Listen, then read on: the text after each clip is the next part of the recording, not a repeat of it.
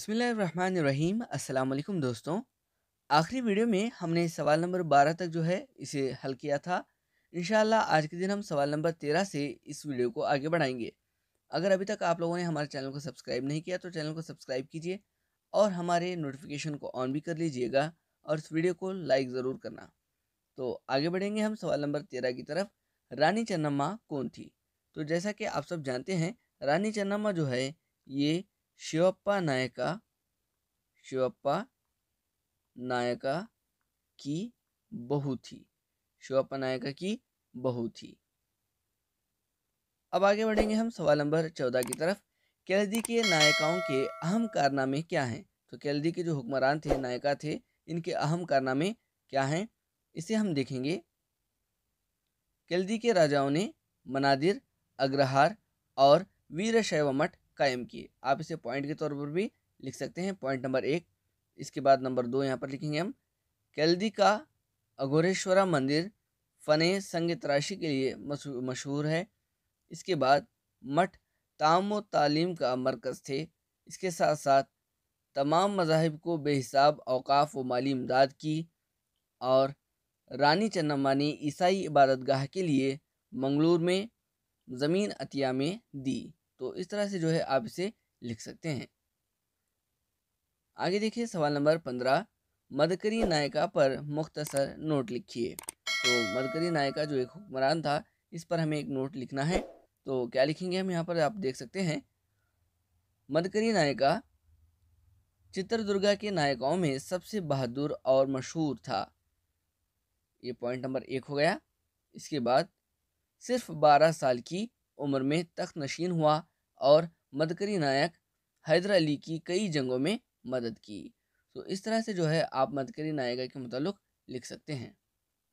सवाल नंबर 16 है, उनके ओबवा को आज भी किस लिए याद किया जाता है? तो आप यहाँ पर कुछ इस तरह से लिखेंगे।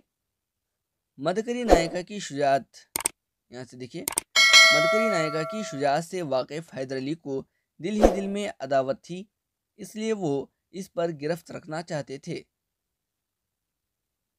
इसीलिए 7 दीवार के किले को घेर लिया। इस किले पर कब्जा करना आसान बात नहीं थी।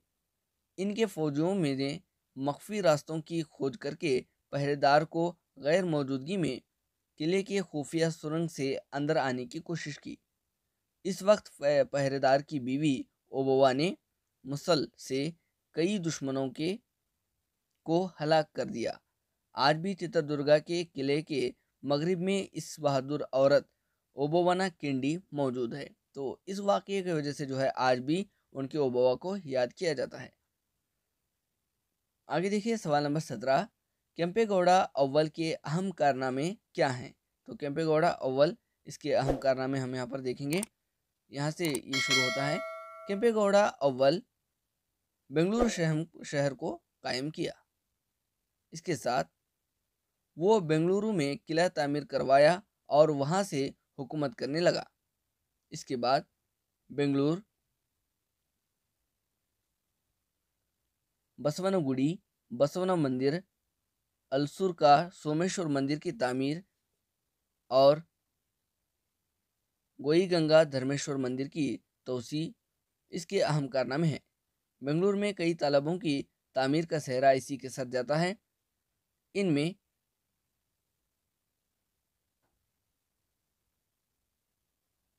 अहम है शिवगंगे के गंगाधरेश्वर का परम भक्त दोड्डा केम्पेगौड़ा, बहुत से मुसाफिर खाने और अग्रहारा को तामीर करवाया।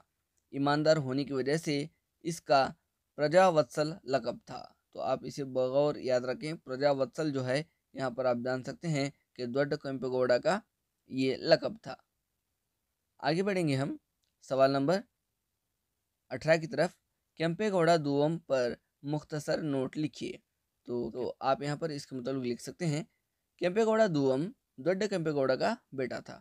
देखो यहाँ पर केम्पेगौड़ा दुवम जो है दोड्डा केम्पेगौड़ा का बेटा था। इसके बाद केम्पेगौड़ा दुवम ने मागडी को अपना पाया तख्त बनाकर मागडी और केंगल के इलाकों पर हुकूमत करने लगा। इस तरह इस खानदान के राजाओं को मागडी केम्पेगौड़ा कहा जाता है। तो आप जान सकते हैं कि इन केम्पेगौड़ा के ख़ानदान वालों को मागड़ी केम्पेगौड़ा भी कहा जाता है। केम्पेगौड़ा दुअम ने बेंगलुरु के हुदूद मुकर्रर किए। देखिए यहाँ पर आप इसके अहम कारनामे देख सकते हैं कि बेंगलुरु के हुदूद इन्होंने मुकर्रर किए। चौकीदार गुंबद यानी वाच टावर्स जो है इन्होंने बनवाए। इसके दौर में बेंगलुरु जोलाही का बड़ा मरकज बना। अपने बाप की तरह इसने भी नए देहात, मनादिर और तालाबों की तामीर करवाया। आगे चलकर यलहंका इलाकाई हुक्मरानों की हुकूमत मैसूर सल्तनत में जम हो गई। तो इस तरह से जो है आप इसके मुताल्लिक लिख सकते हैं। आगे बढ़ेंगे सवाल नंबर 19 की तरफ।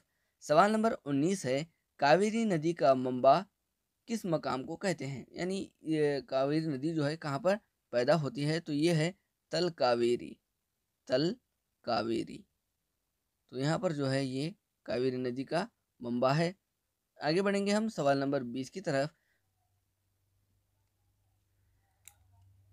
सवाल नंबर 20 है, कोरग पर हुकूमत करने वाले अहम हुक्मरान कौन थे?